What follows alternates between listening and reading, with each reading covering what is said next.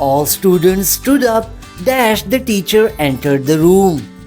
इन तीनों कंजंक्शंस में कौन सा इस सेंटेंस के लिए सही होगा? मुझे बिल्कुल भी हैरानी नहीं होगी अगर आपको दिक्कत महसूस हो रही है कि फिल इन द ब्लैंक में कौन सा कंजंक्शन जाएगा, क्योंकि एज, वाइल और व्हेन ये ऐसे तीन कंजंक्शंस हैं जो बात करते हैं दो एक्शंस और इवेंट्स को जोड़ने की इन रिलेशनशिप टू टाइम। यहाँ टाइमिंग या फिर टाइम बहुत इंपॉर्टेंट फैक्टर है, क्योंकि इसी से डिसाइड होगा कि फिल इन द ब्लैंक में कौन सा कंजंक्शन जाएगा। कोई एक्शन शॉर्ट ड्यूरेशन का है या फिर लंबे ड्यूरेशन का, किसी के साथ हो रहा है या फिर उसके ख़त्म होने के बाद हो रहा है। ये कुछ ऐसे डिसाइडिंग फैक्टर्स हैं जिनकी जानने के बाद हमें ईजी हो जाएगा कि कंजंक्शन एज, व्हेन या फिर वाइल को हम ब्लैंक में भरें। तो इसलिए हम इन तीनों कंजंक्शंस को डिटेल में पढ़ेंगे इस लेसन में। आइए शुरुआत करते हैं एज से। एज ऐसा कंजंक्शन है जिसको हम इस्तेमाल करते हैं दो एक्शंस और आइडियाज़ को कनेक्ट करने के लिए जो एक साथ हो रहे हैं। यानी एक एक्शन जैसे चलता है तो दूसरा एक्शन भी साथ में ही शुरू हो जाता है। जहाँ पर भी ऐसी बात होगी वहाँ पर आप कंजंक्शन एज का इस्तेमाल करेंगे। आइए कुछ एग्जाम्पल्स देख लेते हैं जिससे आप इसको समझ सकें। As I stepped out of the house, it started raining. As she explained the matter, all of us listened carefully. The children jumped in joy as they saw the gifts. The team felt confident as the coach gave a pep talk. Conjunction as को हम दो events और actions के बीच में cause और effect का relationship बताने के लिए भी इस्तेमाल कर सकते हैं। यानी हम एज का इस्तेमाल कर सकते हैं ये बताने के लिए कि किसी एक एक्शन की वजह से या कारण से दूसरा एक्शन हो रहा है। आइए कुछ एग्जाम्पल्स देख लेते हैं। Stella topped the exam as she worked really hard. As it is raining heavily, I won't go out today. I broke my leg as a car hit me. The meeting was cancelled as the boss called in sick. आइए बात कर लेते हैं conjunction while की। While का भी इस्तेमाल हम कर सकते हैं दो एक्शन और इवेंट्स को जोड़ने के लिए जो एक साथ हो रहे हैं, लेकिन यहाँ पर एज के साथ इसका डिफरेंस ये होगा कि वाइल में हम लॉन्गर ड्यूरेशंस के एक्शंस या इवेंट्स को जोड़ने की कोशिश करेंगे।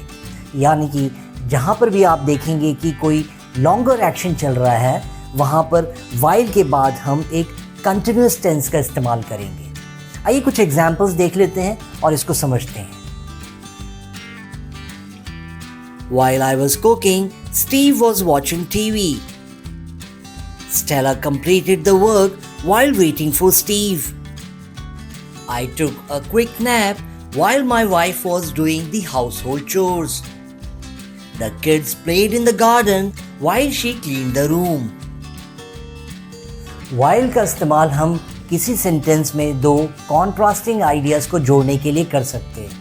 यानी दो आइडियाज़ जो बिल्कुल ऑपोजिट हो या एक दूसरे से बिल्कुल विपरीत हो, इनको जोड़ने के लिए आप वाइल का इस्तेमाल करें। आइए कुछ एग्जाम्पल्स देख लेते हैं। While I prefer tea, Stella loves coffee. While it's quite cold outside, it's warm and cozy inside. Stella is confident and outspoken, while her husband is shy and reticent. While some people like spicy food, others prefer bland dishes.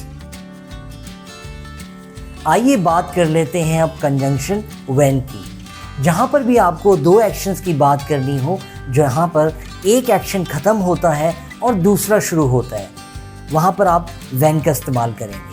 आप देखेंगे जहाँ पर भी action sequence में होते हैं, यानी एक एक्शन ख़त्म होगा और दूसरा शुरू होगा, वहाँ पर हम व्हेन का इस्तेमाल करेंगे। आइए कुछ एग्जाम्पल्स देख लेते हैं। We went out to play when the rain stopped. When I reached home, she left for the office. When Steve submitted the report, the team began the work. When Stella came back from the office, she and Steve went out for dinner. Conjunction when से हम interruption भी दिखा सकते हैं, जहाँ पर कहीं एक इवेंट चल रहा हो या एक्शन हो रहा हो और सडनली उसको दूसरा इवेंट इंटरप्ट कर दे एट अ स्पेसिफिक पॉइंट, वहाँ पर हम कंजंक्शन व्हेन का इस्तेमाल करेंगे। आइए कुछ एग्जाम्पल से इसे समझते हैं। I was reading a book when someone knocked on the door. We were about to have dinner when Steve and Stella dropped in. Steve had just drifted off to sleep when the phone rang. Stella was taking a stroll in the garden when she saw a big snake.